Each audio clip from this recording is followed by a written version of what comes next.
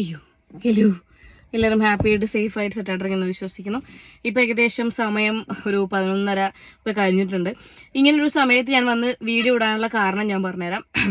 എല്ലാവർക്കും എപ്പോഴും ഭയങ്കര എൻ്റെ കമൻറ്റ് ബോക്സിലാണെന്നുണ്ടെങ്കിലും എപ്പോഴും ഞാൻ കാണുന്ന ഒരു കോമൺ കമൻറ്റാണ്, നിനക്കൊക്കെ കാറിലിരുന്ന് വീട്ടിലിരുന്ന് ഈ ഒരു സ്ക്രീനിൻ്റെ ഉള്ളിൽ മാത്രമല്ലേ പ്രതികരിക്കാൻ അറിയുള്ളൂ, അല്ലെങ്കിൽ നിനക്ക് എന്തെങ്കിലും ഒരു അനുഭവം വന്നിട്ടുണ്ടെങ്കിൽ നീ പകച്ചു നിൽക്കുകയുള്ളൂ, നീ ഒരിക്കലും പ്രതികരിക്കില്ല, ആനയാണ് ചേനയാണ് ചെരങ്ങയാണെന്നൊക്കെ പറഞ്ഞിട്ട് എനിക്ക് ഒരുപാട് കമൻസും കാര്യങ്ങളൊക്കെ ഞാൻ കേട്ടിട്ടുണ്ട്, നമ്മൾ പല കാര്യങ്ങളെക്കുറിച്ച് സംസാരിക്കുന്നത് കൊണ്ട് തന്നെ. അപ്പോൾ ചിലപ്പോൾ നിങ്ങൾക്കൊക്കെ ഉത്തരം തരാൻ വേണ്ടി ആയിരിക്കും ഇന്ന് കുറച്ച് മുന്നേ എനിക്ക് ഞാനും സെമീലേച്ചിയും ഉപ്പള ടൗണിൽ ഡ്രസ്സ് എടുക്കാൻ വേണ്ടി പോയതായിരുന്നു.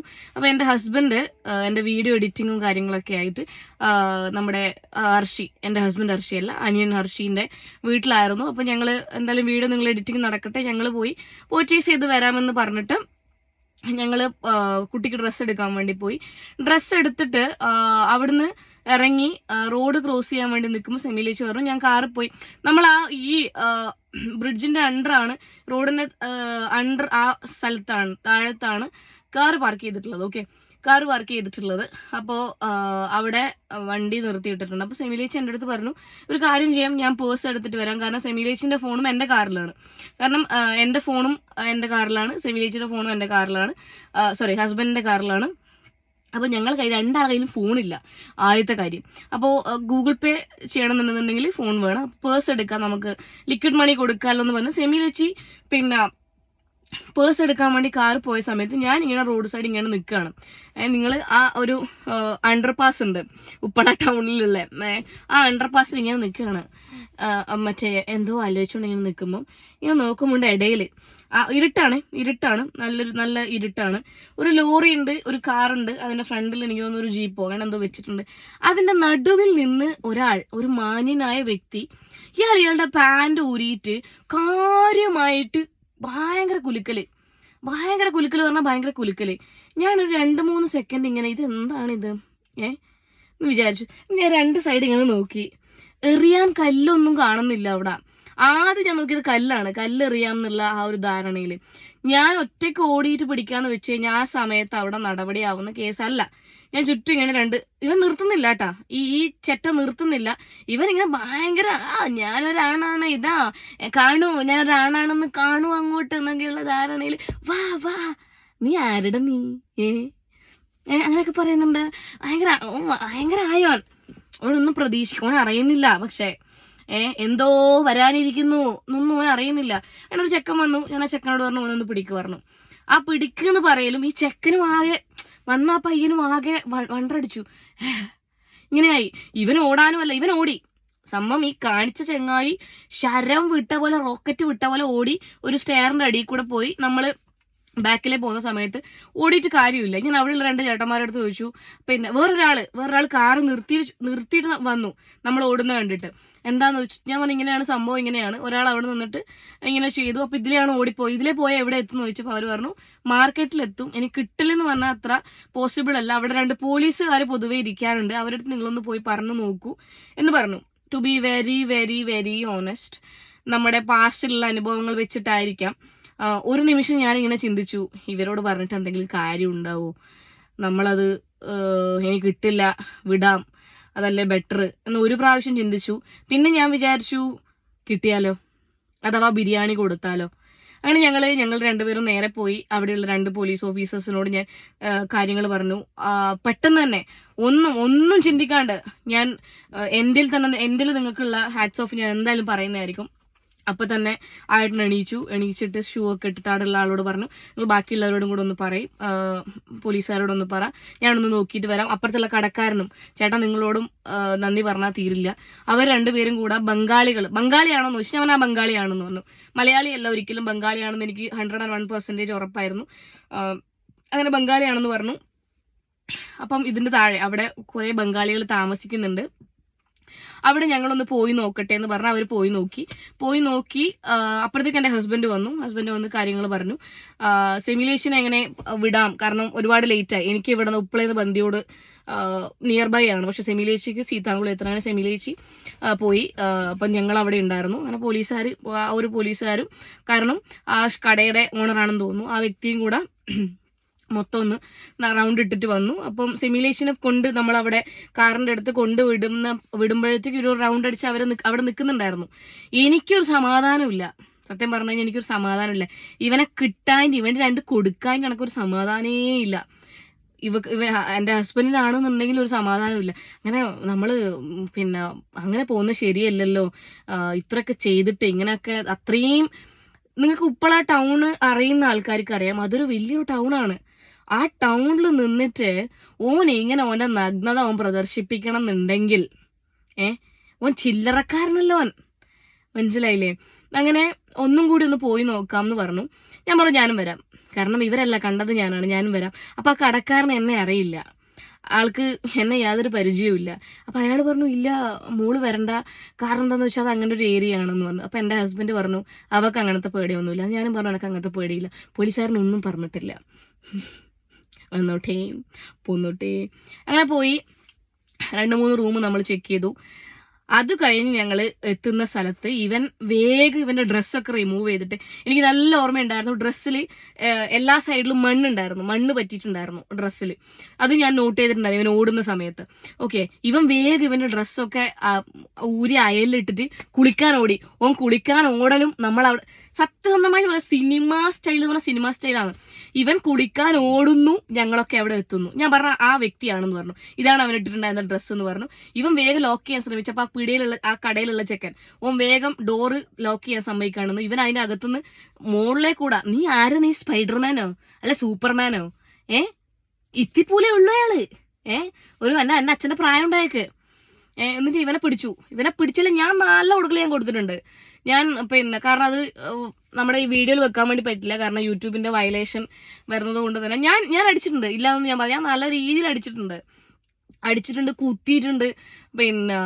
ഇത് നമുക്ക് ആ സമയത്ത് ഉണ്ടായിരുന്ന അവിടെ കൂടെ എല്ലാവരുടെ കയ്യിൽ നിന്നും നല്ല വൃത്തി കിട്ടിയിട്ടുണ്ട്. കൊല്ലണം എന്നാണ് ഞാൻ പറയുന്നത്. വെറുതെ കിട്ടിയാൽ മാത്രം പോരാ, കൊല്ലണം. ഇങ്ങനെയുള്ള ചെറ്റകളെയൊക്കെ കൊല്ലണം.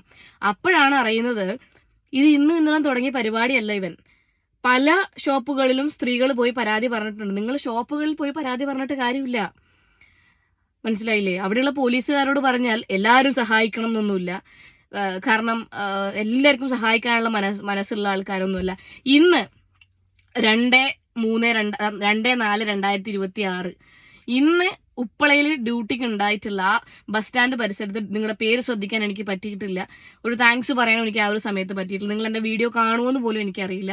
ഇന്ന് അവിടെ ഡ്യൂട്ടിയിൽ ഉണ്ടായിരുന്ന എല്ലാ പോലീസ് ഓഫീസേഴ്സിനോടാണ് ഞാൻ പറയുന്നത് thank you so much. From the bottom of my ഹാർട്ടാണ് ഞാൻ പറയുന്നത്. നിങ്ങൾ എന്താ പറയുക, നിങ്ങൾക്ക് വേണമെങ്കിൽ ഇങ്ങനെ പറയായിരുന്നു, നമുക്ക് രാവിലെ നോക്കാം, അല്ലെങ്കിൽ ഇവിടെ ഒരുപാട് ബംഗാളികളുണ്ട്, അവരുടെ ഇടയിൽ പോയിട്ട് അത് നോക്കലൊന്നുമല്ല എൻ്റെ പണി, എനിക്ക് അതൊന്നും ചെയ്യാൻ പറ്റില്ല എന്ന് പറഞ്ഞാൽ നിങ്ങൾക്ക് ഒഴിയാം. പക്ഷെ അങ്ങനെ ചെയ്തിട്ടില്ല.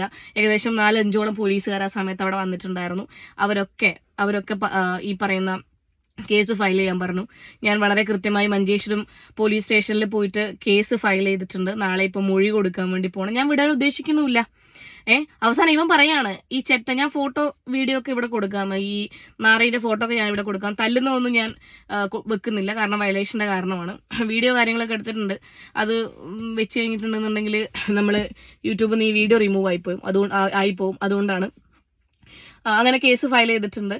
എന്നിട്ട് ഇവൻ പറയുന്ന ലാസ്റ്റ് എനിക്ക് നിങ്ങളൊരു പെങ്ങളെ പോലെയാണെന്ന്. ഞാൻ അവനോട് ചോദിച്ചു, നീ നിന്റെ വീട്ടിലുള്ള അമ്മേനോട് ഇങ്ങനെ തന്നെയാണോ ചെയ്യുന്നേ? നിനക്ക് ഞാൻ പെങ്ങളാണെന്നുണ്ടെങ്കിൽ. പിന്നെ അവൻ പറയുന്നത് എനിക്ക് ഡ്രസ്സ്, ഓൻ ഷഡ്ഡിമേലെ നിൽക്കുന്നുള്ളത്, കാരണം ഇവൻ ഡ്രസ്സെല്ലാം വേഗം ഊരിയിട്ട് അയലിലിട്ടിട്ട് ബാത്റൂമിലേക്ക് ഓടുന്നുണ്ട്, അത് ഷഡ്ഡി ഇട്ടിട്ട്. എന്നിട്ട് ഇവൻ പോലീസുകാരോട് നിനക്ക് ഡ്രസ്സ് ഇടണമെന്ന്. അപ്പം ഞാൻ അവനോട് ചോദിച്ചു, നിനക്ക് കുറച്ച് മുന്നേ വരെ ഡ്രസ്സ് വേണ്ടല്ലോ, നീ ഈ സാമാനം ആട്ടിയിട്ട് വാ എന്ന് റോട്ടിൽ പോകുന്നവരെല്ലാം വിളിച്ചിട്ട് അപ്പം നിനക്ക് ഡ്രസ്സ് വേണ്ട, ഇപ്പം നിനക്ക് എന്തിനാ ഡ്രസ്സ്? കണക്കിന് ഇവനെ ഡ്രസ്സ് ഇടിയിച്ചിട്ടല്ല കൊണ്ടുപോകേണ്ടിണ്ടായത്, പൂർണ്ണ നഗ്നനാക്കി നടത്തിക്കണമായിരുന്നു. അങ്ങനെയാണ് ചെയ്യേണ്ടത്. കാണട്ടെ എല്ലാരും ഇത്. എന്നിട്ട് പിന്നെ ഇതിനേക്കാൾ വലിയ ഇതെന്ന് വെച്ച് കഴിഞ്ഞാല് അവിടെയുള്ള ഒരാളുടെ മകനെയും മകനെയും കുറച്ച് മണിക്കൂറുകൾക്ക് മുന്നേ നിങ്ങൾ അല്ലെങ്കിലും പോക്സോ, ആ കുട്ടിക്ക് 18 വയസ്സായിട്ടില്ല, 8-ൽ 9-ലെങ്ങാൻ പഠിക്കുന്നതാണ് ആ മോൻ എന്തോ ചർമുറും എങ്ങാൻ വാങ്ങിയിട്ട് വരുമ്പോൾ ഈ സെയിം വ്യക്തി ആ കുട്ടി പറയുന്നുണ്ട് ഇയാളാണെന്ന് പറയുന്നുണ്ട്. ഈ വ്യക്തി ഈ കുട്ടീനോട് ഇങ്ങനെ കാണിച്ചിട്ടുണ്ട്. മനസ്സിലായില്ലേ? അത് അത് അത് വിഭാഗമേ മാറി, കേസിന്റെ സെക്ഷനേ മാറി. ഇവനൊക്കെ ഇത് എന്തിന്റെ അസുഖമാണെന്നാണ് ഞാൻ ആലോചിക്കുന്നത്. നിങ്ങളൊക്കെ എന്താ ഇവൻ പറയുന്നത് ഞാൻ UP-യിലാണ്, എന്നിട്ട് പോലീസുകാരോട് ഇവൻ പറയുന്നത് ഞാൻ കുറച്ച് പൈസ തരാം എന്നെ ഒഴിവാക്കി തരുമെന്ന്. മനസ്സിലായില്ലേ?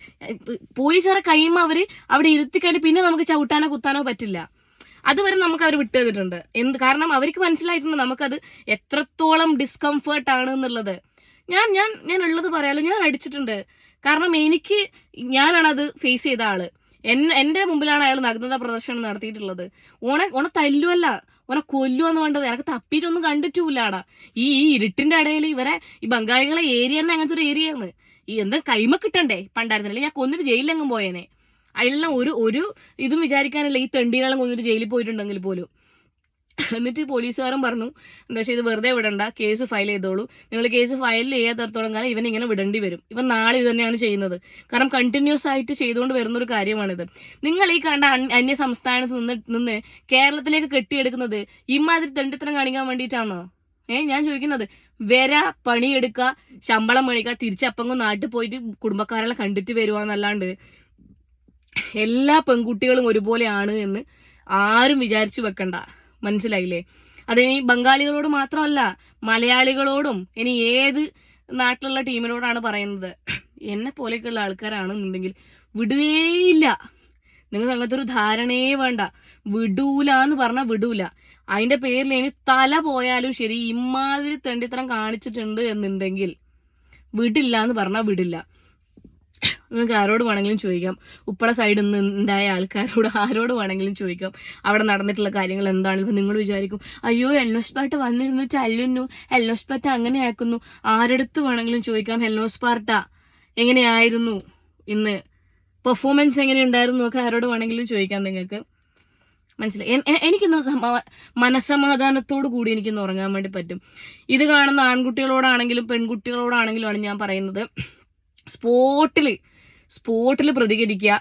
എന്താണോ കയ്യിൽ കിട്ടുന്ന അത് വെച്ച് അടിക്കുക. മനസ്സിലായില്ലേ? ചത്തുപോയ പോട്ടെന്ന് വിചാരിക്കണം. ഇമാതിരി ചെറ്റകളൊക്കെ കൊന്നിട്ട് നിങ്ങൾ ജയിലിൽ പോയിട്ടുണ്ടെന്നുണ്ടെങ്കിൽ ഒന്നും സംഭവിക്കാൻ പോകുന്നില്ല. ഒന്നും. ഇന്ന് ഈ ഒരു വീഡിയോ അവസാനിപ്പിക്കുന്ന സമയത്ത് ഞാൻ പറയട്ടെ, ഇന്ന് അവിടെ ഹെൽപ്പ് ചെയ്തിട്ടുള്ള ഓരോ ആളോടും big thanks from my side, from my family side, എൻ്റെ ഫാമിലിൻ്റെ സൈഡിൽ നിന്നാണെങ്കിലും. ആൻഡ് ഞാനത് ഓൾറെഡി അവനോട് പറഞ്ഞ കാര്യം കൂടിയാണ്. എന്നാലും താങ്ക് യു പറയുമ്പോൾ ഇതിലും കൂടെ പറയണമല്ലോ. Thanks to my husband. എന്താ പറയാ, അവന് വേണമെങ്കിൽ ആ സമയത്ത് ഇങ്ങനെ പറയായിരുന്നു, അയ്യോ ആൾക്കാർ ശ്രദ്ധിക്കുന്നുണ്ട്, അതൊരു മോശമല്ലേ, നാളെ അങ്ങനെ പറയില്ലേ ഇങ്ങനെ പറയില്ലേ, വാ നമുക്ക് വീട്ടിൽ പോവാം എന്ന് അവന് പറയാമായിരുന്നു. അങ്ങനെയല്ല പറഞ്ഞത്. അത്രയും ആളെ മുമ്പിൽ അവൻ പറഞ്ഞതെന്ന് വെച്ച് കഴിഞ്ഞാൽ അവർക്ക് അങ്ങനത്തെ പേടിയൊന്നുമില്ല, വരും എന്നാണ്. അങ്ങനെ എൻ്റെ കൂടെ നിന്നിട്ടുള്ള ഒരു വ്യക്തിയാണ് അവൻ. Thank you so much for being my husband, being my side, my backbone. Thank you so much. I love you so much. I am so blessed to have him. അത് പറയാണ്ടിരിക്കാൻ പറ്റില്ല. എന്ത് തന്നെയായാലും ആർക്കും ഇനി ഇങ്ങനെയുള്ള എക്സ്പീരിയൻസും കാര്യങ്ങളും ഒന്നും വരാണ്ടിരിക്കട്ടെ. ഒരിക്കലും ഇങ്ങനെയുള്ള സിറ്റുവേഷൻസിൽ നിങ്ങൾ പാനിക്കായി പോകേണ്ട കാര്യമൊന്നുമില്ല. നിങ്ങളെ ഭാഗത്ത് തെറ്റൊന്നുമില്ല. കണ്ട നായ്ക്കള് അവർക്കുള്ള സെക്ഷൽ ഫ്രസ്ട്രേഷൻ സഹിക്കാൻ പറ്റാണ്ട് പബ്ലിക്കിൽ വന്നിരുന്ന് ഇങ്ങനെയൊക്കെ ചെയ്യുന്ന സമയത്ത് നിങ്ങൾ എന്തിനാണ് പേടിക്കേണ്ട ആവശ്യം? നിങ്ങൾക്ക് എന്തിനാണ് നാണക്കേട് തോന്നേണ്ട ആവശ്യം? ഒരിക്കലും അങ്ങനെ തോന്നേണ്ട ആവശ്യമില്ല. എന്താണോ കൈ കിട്ടുന്നത്, പെപ്പർ സ്പ്രേ ഒക്കെ കൊണ്ടു നടക്ക്. പെൺകുട്ടികൾ മാത്രമല്ല ആൺകുട്ടികളും കൊണ്ടു നടന്നോളും. ഈ പറയുന്ന കൊച്ചു കുട്ടിയുടെ മുന്നിലൊക്കെ ഇങ്ങനെ നഗ്നത പ്രദർശനം നടത്തിയിട്ടുണ്ട്. മക്കളെ കയ്യിലും ഇത് കൊടുത്തു വിട്ടോന്നാണ് ഞാൻ പറയുന്നത്. കൃത്യമായിട്ട് അത് എങ്ങനെ ഉപയോഗിക്കണമെന്ന് പറഞ്ഞു കൊടുക്കുക. ഈ ഇങ്ങനെയൊക്കെ ഉള്ളവന്റെ ഉണ്ടല്ലോ സ്വാമാനത്തിൽ അടിച്ചു കൊടുക്കണം പെപ്പർ സ്പ്രേ ഒക്കെ. പിന്നെ രണ്ട് നിയമം അങ്ങനെയാണ്.